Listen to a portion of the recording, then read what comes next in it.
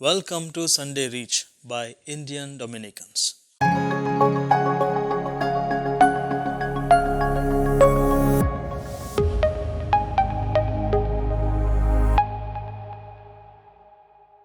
My dear brothers and sisters in Jesus Christ, we live in a world where the business is so prominent.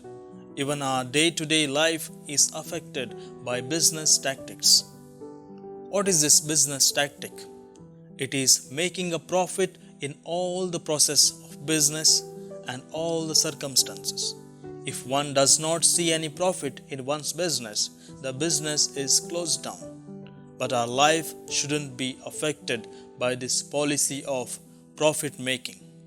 Our Lord came down not for his benefit, rather for our benefit. Therefore, St. Paul, writing to the Romans in 5:8 says, God shows his love for us. While we were yet sinners, Christ died for us. As a business has a tagline, make profit all the time. We Christians have the tagline, love God and love one another.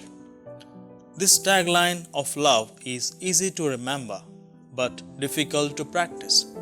But the tagline of business, make profit, even if it is difficult to achieve, we succeed in it by hook or by crook. But when it comes to our tagline, love God and love one another, we don't put much effort to practice it. In today's gospel, an expert in the law asks a question to Jesus, which is the greatest commandment in the law? When Pharisees talk about the law, what does it exactly mean? Jews call the Bible Tanakh.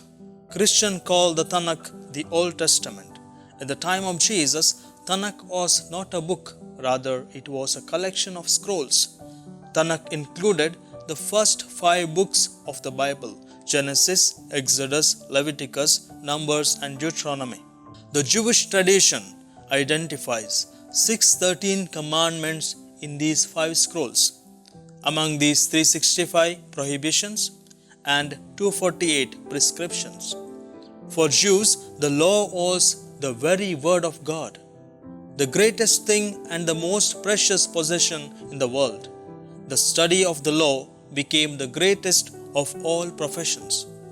The men whose business it was to study the law were the scribes. And the expert in this field asks this question to Jesus, which is the greatest commandment among these 600 plus rules in the law? There were very few people who followed all these commandments. They must have found difficult even to remember all of them. And the fact is that if a man was going to accept and carry out every little regulations of the law, he would have time for nothing else.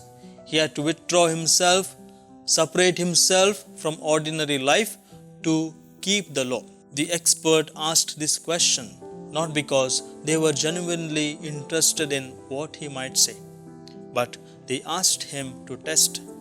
But Jesus gives an answer. We can say that is the complete definition and tagline of our religion. Jesus, first of all, quotes Deuteronomy 6:5. You shall love the Lord your God with all your heart, with your soul, and with all your might. And this verse was a part of the Shema, the basic and essential creed of Judaism. It means that to God we must give total love, a love which dominates our emotions, a love which directs our thoughts, and a love which is the dynamic of our actions. The first command is loving our God totally. But as we live in this modern world, we forget this command of the Lord and we make things, persons, places as our gods by giving complete attention to them. We forget the one who has created us and has put that love in us. Secondly, Jesus quotes from Leviticus 19:18. You shall love your neighbor as yourself. Our love for God must flow from love for people. The only way in which man can prove that he loves God is in fact by loving his fellow men. Most of us love ourselves and want to enjoy the best in our lives. But when it comes to love others, or do charity towards others, many of us don't think the way we think of ourselves, but we give what we don't like. We give what is not fitting for us, what is extra. But the one who has experienced the love of the Lord, the forgiveness of the Lord, gives from the best what he or she has. During these days of the pandemic, we have heard and read many people who served free food from their hotels, from their homes. They have experienced the love of the Lord in their lives, and this love of the Lord pushed them to express the same love towards the other.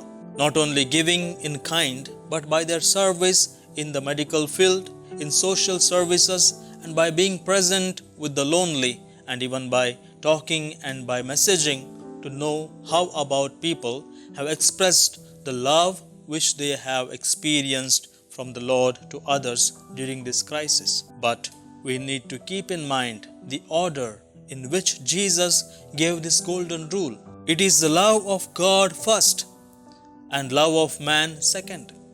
It is only when we love God that man becomes lovable. Bible tells us that man is not a collection of chemical element, nor he is a part of the brute creation, but we are made in the image of God. Genesis 1:26 and 27. It is for that reason man is lovable. The basis of the love of man is firmly grounded in the love of God. Therefore, dear friends, to be truly religious is to love God and to love our neighbor whom God made in His own image, and to love God and man not in vague sentimentality, but with total commitment which turns in devotion to God and practical service of people.